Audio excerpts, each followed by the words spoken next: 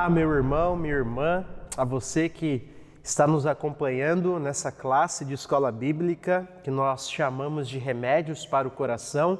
Hoje é a nossa última aula, chegamos ao final dessa jornada juntos, já caminhamos por um bom tempo, tentamos tratar de diversas lutas e eu espero que essa classe tenha abençoado a sua vida, ministrado ao seu coração, que você tenha também ajudado outras pessoas, se você tem algum amigo, familiar que porventura está passando por algum desses problemas. Então, eu realmente espero que assim como essa classe foi abençoadora para mim, que ela também tenha sido de grande edificação para a sua vida.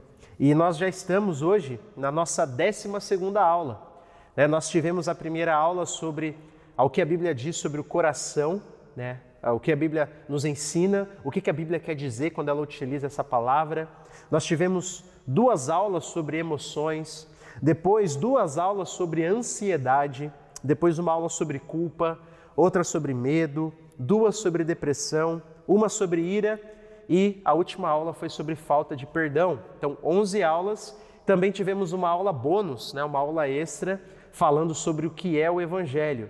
E hoje nós vamos para essa nossa última aula, onde nós vamos trazer um encerramento e trazer algumas outras implicações a respeito do Evangelho, para que você possa ficar mais encorajado ainda, mais maravilhado com essa mensagem e continuar firme nessa nossa caminhada cristã, cheia de lutas, cheia de desafios, mas também cheia de alegrias, cheia da boa vontade de Deus para com as nossas vidas, tá bom? E se você percebeu então, nessas nossas 11 aulas, encerrando com hoje, todos os remédios que nós apresentamos para todas as lutas, seja culpa, medo, ansiedade, depressão, todos os remédios, eles foram baseados no Evangelho.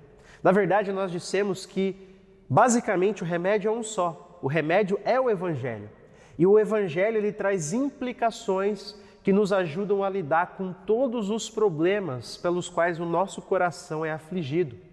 Então, nós precisamos nos aprofundar e precisamos então cada vez mais crescer em conhecer o Evangelho. E por que então que o Evangelho ele é o remédio base? Primeiro, é interessante entender que o Evangelho ele é um meio determinado por Deus para o nosso crescimento. O Evangelho, ele não é algo que nós escolhemos. Existem vários tipos de caminhos, nós escolhemos esse. Não. O remédio que nós escolhemos é aquilo que a Bíblia diz que é o remédio, tá bom? E é por isso que nós vamos trazer essa aula, encerrando e mostrando que só o Evangelho pode nos ajudar nisso tudo que nós estamos passando, tá bom? Então, primeiro, porque o Evangelho foi escolhido por Deus, como esse remédio para nos guiar. Então, primeiro, o Evangelho ele é extremamente rico e ele traz implicações que podem ser aplicadas em toda a nossa vida. O Evangelho não é simplesmente um conjunto de verdades em que nós cremos. Ele é isso também, mas o Evangelho ele transforma, ele traz implicações para toda a nossa vida. Para a maneira como nós enxergamos o mundo, para a maneira como nós enxergamos a nós mesmos, para a maneira como nós enxergamos a Deus. O Evangelho ele traz implicações para todas as áreas da nossa vida. Por isso que tudo tem que estar e tudo pode estar baseado no Evangelho, porque ele é extremamente rico. É muito triste e deplorável, porque no estado geral das igrejas evangélicas, o Evangelho ele é como se fosse só a porta de entrada para a vida cristã. Então o Evangelho é algo que nós nos preocupamos só lá na escola de batismo, só lá no início da vida cristã e depois são assuntos mais profundos. Isso é totalmente equivocado.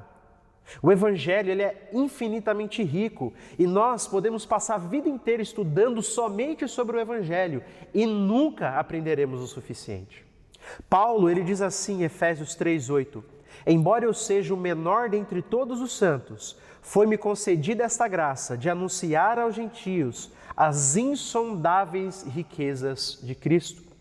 Então Paulo diz que o Evangelho, ele é o Evangelho das insondáveis riquezas de Cristo. São riquezas que nós não conseguimos mensurar, que nós não conseguimos entender completamente, que nós não conseguimos sondar, né, por completo o que ele é.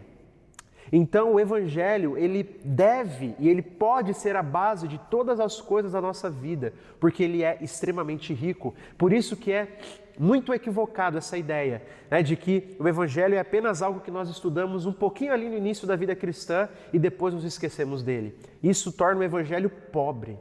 O Evangelho não é pobre, o Evangelho ele é rico. Ele é tão rico que nós não conseguimos sondar completamente o significado dele. Então, por isso que cada aula nós trouxemos implicações diferentes acerca do Evangelho. Eu sei que pode ter parecido repetitivo, mas você pode ver que cada aula nós focamos em algo diferente, em implicações diferentes acerca do Evangelho.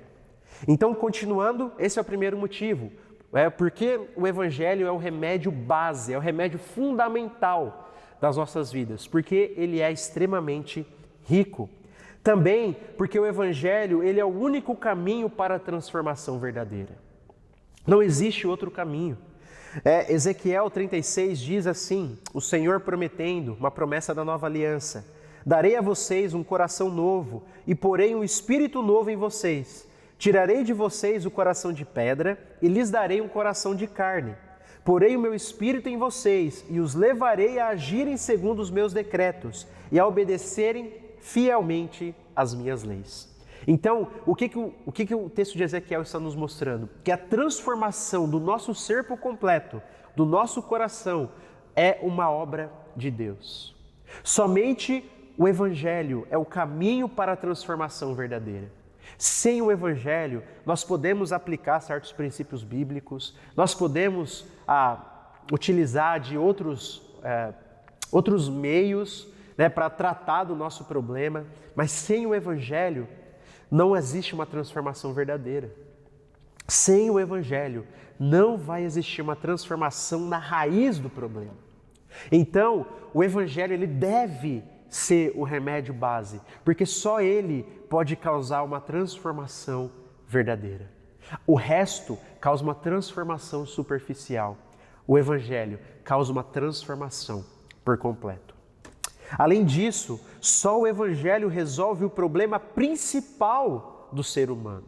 O que nós estamos querendo dizer com isso? Ansiedade, depressão, culpa. Isso são problemas que nós enfrentamos na nossa vida. Mas nós devemos cuidar para que esses problemas não maqueiem o problema principal do homem, que é o seu próprio coração.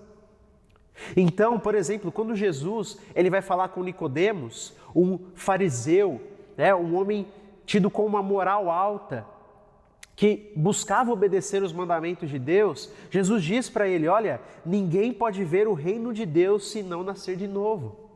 Então o que Jesus está falando? Olha, eu sei que você tem vários títulos, eu sei que você tenta viver uma vida para agradar a Deus, eu sei que você tenta seguir os mandamentos de Deus, mas o que você precisa é de uma transformação por completo. O que você precisa é nascer de novo. Você tenta regular a sua conduta pelas leis, mas isso é superficial. A transformação interior, a regeneração é o que você precisa. E depois, logo depois de Jesus ter um encontro com Nicodemos, ele tem um encontro com a mulher samaritana, fazendo um contraste aqui entre os dois. Ele bem visto pelo povo, ela má vista pelo povo, já havia tido vários maridos, né? Ela era assim como se fosse uma excluída da sociedade. Ele era um judeu, ela era uma samaritana, desprezada pelos judeus. E Jesus trabalha a mesma questão com ela. Jesus disse assim que ela deveria beber da água da vida, experimentar da água da vida. Que é mais uma maneira de Jesus falar, olha, o seu principal problema não é simplesmente a sua vida, mas é o seu coração. O que você precisa é experimentar da água da vida. O que você precisa, trocando em miúdos, é experimentar o reino de Deus, é entrar no reino de Deus, igual Nicodemos. Então, duas pessoas diferentes, enfrentando problemas diferentes, posições sociais diferentes, histórias de vidas diferentes, mas a resposta sendo a mesma de Jesus. E a resposta de Jesus nos mostra que só o Evangelho resolve o problema principal do ser humano. Nós precisamos entender isso, meu irmão. Tá? Então, por isso que o Evangelho é a base de tudo. Isso é extremamente importante para você, talvez, que nos ouve, que ainda não experimentou o novo nascimento, ou para você, meu irmão, que está ajudando outra pessoa que ainda não é uma crente no Senhor Jesus Cristo. Você precisa deixar claro, e você que talvez não é crente, precisa entender claramente que o principal problema do ser humano, o seu principal problema, o meu principal problema era o meu coração. Era o que estava dentro de mim. O meu principal problema era que eu não era um nascido de novo. O principal problema das pessoas que ainda não conhecem o Senhor Jesus não é que elas têm depressão, não é que elas têm ansiedade, não é que elas têm culpa. Nós também, que já entramos no reino de Cristo, passamos por isso. O principal problema do ser humano é que ele está morto nos seus pecados. E só o Evangelho pode resolver esse principal problema. Além disso, o Evangelho é a única base da nossa santificação. Então, nós que já experimentamos o novo nascimento, nós que já passamos por esse processo em que o Senhor mudou o principal problema nosso, nós temos muitas vezes a tendência de achar que a nossa santificação é pelo nosso próprio braço. Então vivemos frustrados, vivemos tristes, vivemos não conseguindo ter vitórias significativas na nossa luta contra o pecado, porque nós não entendemos que o Evangelho, ele não é simplesmente para a nossa salvação, mas também para toda a nossa vida, para toda a nossa vida cristã. O Evangelho é a base para a nossa santificação. Paulo, em Tito 2, diz que a graça de Deus se manifestou salvadora a todos os homens, e essa graça nos ensina a renunciar à impiedade e às paixões mundanas e a viver de maneira sensata, justa e piedosa nesta era presente. Olha só o que Paulo está falando. É essa graça, esse Evangelho, o Evangelho da graça de Deus, é que me ensina a viver de maneira justa, piedosa e santa. Então, nós precisamos entender que para vivermos de maneira piedosa, justa e santa, o Evangelho é a base disso, o Evangelho precisa ser a base disso. Nós precisamos, durante a nossa caminhada cristã, nos lembrarmos constantemente do Evangelho e buscar então aos pés de Jesus a força para obedecer, a motivação correta para obedecer. Só o Evangelho pode nos ajudar nessa caminhada. Porque se nós não termos o Evangelho como base, nós vamos ou nos tornar orgulhosos, quando conseguimos obedecer pelo nosso próprio braço, ou nos tornar deprimidos demais, porque nós não conseguimos obedecer toda a lei. O orgulhoso que acha que conseguiu obedecer, na verdade, não passa de autoenganação, ele está enganando a si mesmo. E o deprimido, ele entende que ele não pode obedecer, mas ele para por aí. E aí a gente desanima de obedecer os mandamentos de Deus, nos desanimamos de lutar contra o pecado, mas o Evangelho nos mostra que nós podemos caminhar. E então, se nós podemos caminhar em santidade, obedecendo os mandamentos de Deus, nós precisamos sempre correr para os pés de Jesus. É entender que não é a nossa obediência que vai mudar a nossa posição diante de Deus, que vai nos fazer Deus amar mais, que vai nos fazer Deus amar menos, que Deus está irado ou não está mais irado conosco. A gente precisa entender e ter o Evangelho claro na nossa mente. É entender que Deus agora é propício a nós, que Deus está trabalhando em nosso favor, que a ira dele já foi desviada das nossas vidas, para que então possamos ter a motivação correta para obedecer ao Senhor, para caminharmos no Evangelho. E esse então é o próximo motivo. Só o Evangelho é capaz de produzir em nós a verdadeira motivação para obedecer a Deus. Muitas vezes, a nossa motivação, ela é, por exemplo, se eu estou enfrentando a ansiedade trouxe vários problemas no meu casamento, na minha vida, no meu trabalho, um exemplo. Então, às vezes essa pessoa pode ser tentada, a buscar motivação nisso. Então, ela quer lutar contra a ansiedade porque isso trouxe vários problemas para ela. Ela quer lutar contra a ansiedade porque ela quer ser uma esposa, um marido melhor. Veja, essas são motivações boas, mas elas não são motivações fortes o suficiente para nos ajudar a vencer. Essas motivações uma hora vão passar. Então a única motivação que pode nos sustentar e a única motivação que é plenamente aceitável diante de Deus é a motivação verdadeira, baseada no Evangelho. Veja o que Paulo diz, Efésios 4. Sejam bondosos e compassivos uns para com os outros. Paulo está dando um mandamento de que nós devemos exercer compaixão e bondade. E devemos nos perdoar mutuamente, diz ele, assim como Deus perdoou vocês em Cristo. Então o que Paulo está falando? Para vocês serem bondosos, compassivos e exercerem o perdão, vocês precisam se lembrar do Evangelho. Vocês precisam se lembrar que Deus perdoou todos os seus pecados. É isso que Paulo está falando. Então, se Deus perdoou todos os seus pecados, agora vocês têm a força para perdoar os outros pecados também, aqueles que as pessoas cometem contra vocês. Então, olha só o que Paulo está nos mostrando, que o Evangelho é que vai gerar motivação verdadeira para perdoarmos. Ele continua, portanto, sejam imitadores de Deus como filhos amados. Eu devo imitar a Deus porque eu sou um filho amado. Então, somente quando eu entendo que eu já sou filho, se eu passei pela conversão, somente quando eu entendo que Deus me perdoou em Cristo de todo o meu pecado, de todas as minhas falhas, de todos os meus erros, é que eu consigo encontrar a motivação correta para perdoar. Veja, eu não perdoo a outra pessoa por qualquer outro motivo. Porque ela merece. Porque eu mereço ser feliz, então eu devo perdoar. É porque eu preciso passar pela terapia do perdão. Veja, não é nada dessas motivações que Paulo está apresentando. A motivação é, perdoem porque Deus perdoou vocês. Então, a motivação verdadeira, ela só vem do Evangelho, de lembrar daquilo que Cristo já fez por nós. Além disso, o Evangelho, ele nos dá a certeza de que Deus está trabalhando em nós, mesmo em meio ao sofrimento. Veja, muitas vezes, quando nós passamos por períodos de provação, a gente tem a tendência de achar que Deus nos abandonou. Pelo menos comigo, muitas vezes é assim.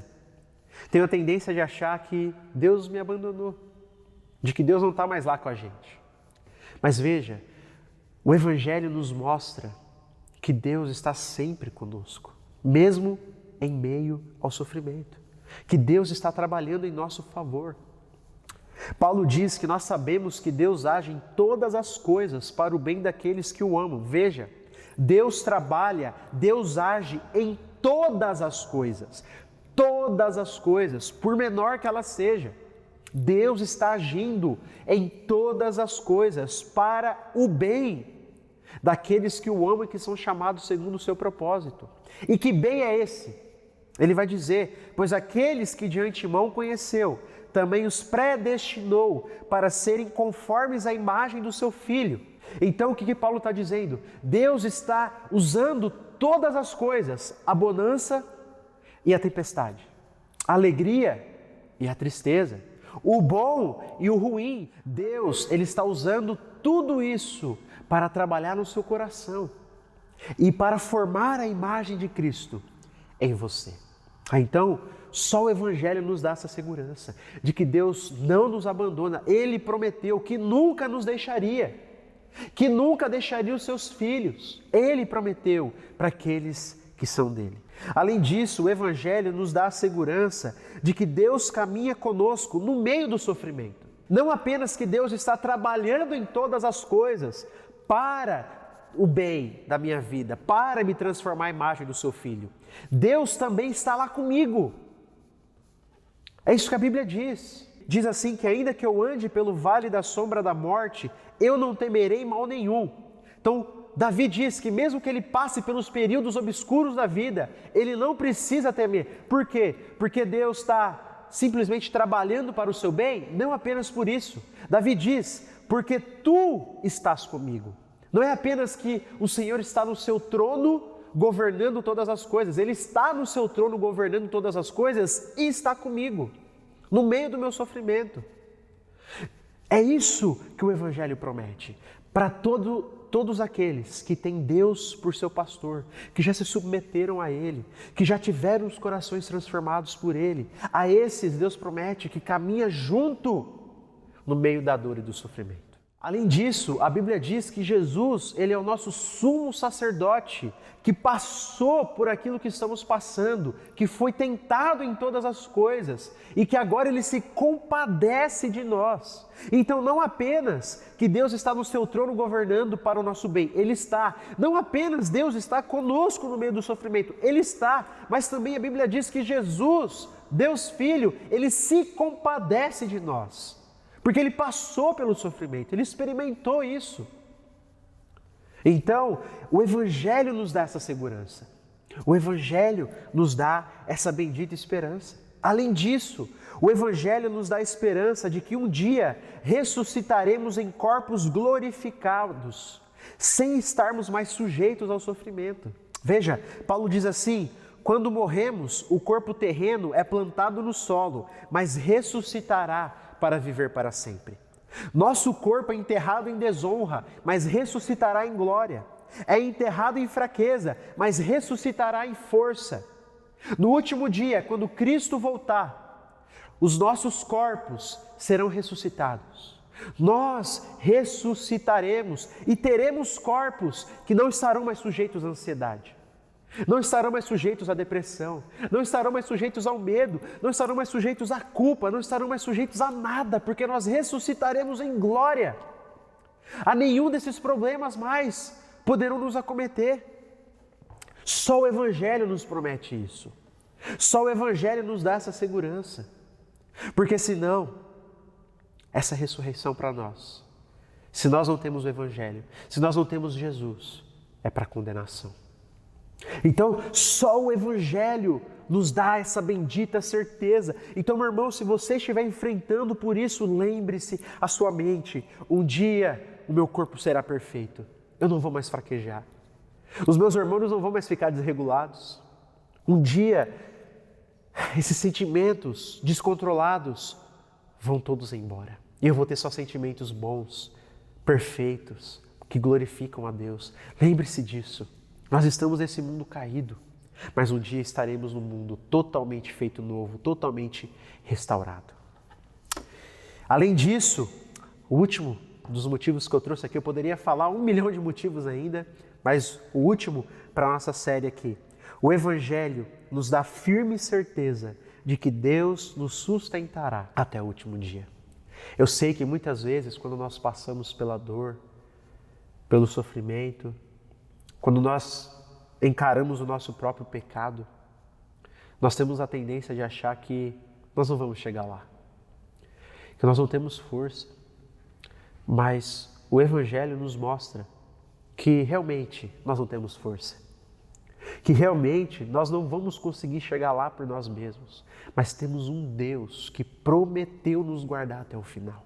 É isso que o Evangelho diz. Então, se você está enfrentando por esses problemas e a sua consciência e Satanás te acusa, dizendo que você não vai conseguir, dizendo que você nunca foi um salvo verdadeiramente, lembre-se disso. Aqui, Deus me prometeu guardar até o final. Pedro diz assim: bendito seja o Deus e Pai de nosso Senhor Jesus Cristo, que segundo a sua grande misericórdia, Ele nos regenerou, nos deu um novo nascimento, nos regenerou para uma viva esperança, mediante a ressurreição de Jesus Cristo dentre os mortos, para uma herança, veja, para uma herança que não pode ser destruída, que não fica manchada, que não murcha e que está reservada nos céus para vocês, Pedro está falando, que são guardados pelo poder de Deus, mediante a fé, para a salvação preparada para ser revelada no último tempo. Olha o que Pedro está falando. Esses que foram regenerados por Deus são guardados. Pelo quê? Pelo poder de Deus. E é por isso que nós temos a plena certeza de que chegaremos lá no último dia. Se um dia Deus nos regenerou, nós temos a plena confiança de que chegaremos no último dia, porque nós não somos guardados pela nossa obediência ou pela nossa fé, nós não somos guardados pela nossa própria força e capacidade de crer, de confiar, nós somos guardados pelo poder de Deus. A minha fé não permanece comigo porque eu sou bom ou melhor do que ninguém, mas é porque Deus é quem guarda a minha fé. Jesus é que é o autor e o consumador da minha fé. A fé é um dom de Deus. Então, o Evangelho nos dá essa bendita segurança, meu irmão. Então, se agarre nisso, se agarre nas promessas de Deus, para que você possa passar por essas lutas. Implicações aqui finais. Se você ainda está lutando contra algum ou alguns desses problemas, não desanime. Não desanime, meu irmão. Se você ainda está lutando, se você tentou aplicar os princípios dessas aulas, está melhorando ou não, ainda está desanimado, eu quero dizer para você, não desanime. Se agarre nessas promessas, nessas implicações do Evangelho para as nossas vidas. Se agarre nisso e continue. E aprenda mais sobre o Evangelho. Nunca aprenderemos o suficiente sobre o que Deus fez por nós em Cristo. Nós nunca aprenderemos o suficiente. Então, aprenda mais sobre o Evangelho. Sempre vai ter algo novo. Sempre vai ter algo novo. Sempre vai ter algo mais maravilhoso para que você possa aprender e se aprofundar mais. Tá bom? Termino com uma citação de Timothy Keller. O Evangelho não é apenas o ABC, mas o A a Z da vida cristã. Olha o que ele está falando. Não é simplesmente algo que eu aprendo no início da vida cristã e depois eu vivo com outros assuntos mais profundos. Não. O Evangelho é o A a Z, é o abecedário completo da vida cristã. O Evangelho é a base para toda a nossa vida cristã. Ele diz assim: somos salvos por crer no Evangelho e depois somos transformados em cada aspecto da nossa mente, do nosso coração e da nossa vida ao crermos no Evangelho de forma cada vez mais profunda à medida em que vivemos. Então a transformação verdadeira só vem ainda por meio da fé no Evangelho, uma fé que é cada vez mais profunda à medida em que nós vivemos. Então essa é a mensagem que nós queremos passar aqui. Somente o Evangelho pode te dar uma esperança verdadeira, pode te ajudar a ter uma transformação verdadeira e pode te ajudar a crescer, a transformar sua mente, o seu coração e a sua vida. Por isso, meu irmão, viva pelo Evangelho. E para encerrar, gostaríamos de indicar 3 livros, tá bom? E nós indicamos eles, além dos que nós já indicamos, tá bom? Esses 3 aqui, nós também queremos indicar para você, se você quer ler, se você quer se aprofundar mais no Evangelho, tem esse livro, O Deus Pródigo, do Timothy Keller. Esse livro é maravilhoso, vai te ajudar a entender muito mais sobre a graça de Deus. Então, leia esse livro, tá bom? E o segundo livro também vai te ajudar a entender sobre as implicações do Evangelho para a sua vida. É um livro maravilhoso que se chama Aconselhamento a Partir da Cruz, tá? Da Elise Fitzpatrick e do Dennis Johnson. Então, leia esses 2 livros se você quer entender ainda mais do Evangelho. E um outro livro que nós já indicamos, que é o Evangelho para a Vida Real. Esses 3 livros são maravilhosos.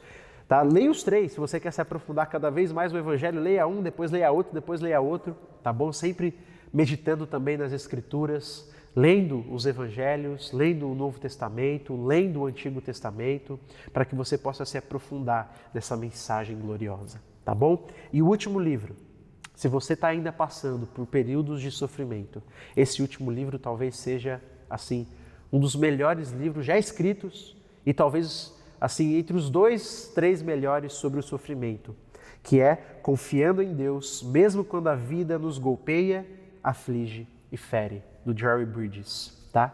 Esse livro, ele é muito importante também, se você quiser ler um livro sobre sofrimento, tá? Nós já indicamos o Timothy Keller também, sobre o sofrimento, é maravilhoso e esse aqui também é. Então, se você quiser ler, se você está passando ainda por isso, leia esses 2 livros que vai te ajudar a ver as implicações do Evangelho, especificamente nessa área, tá bom? Que Deus abençoe a sua vida. Mais uma vez, é com muita alegria que nós chegamos no final dessa classe, felizes daquilo que Deus tem feito e que essa classe possa ter abençoado você e possa continuar abençoando. Sempre vai ficar disponível aqui para você voltar, para você ouvir, para você compartilhar, tá bom? Deus abençoe a sua vida, meu irmão.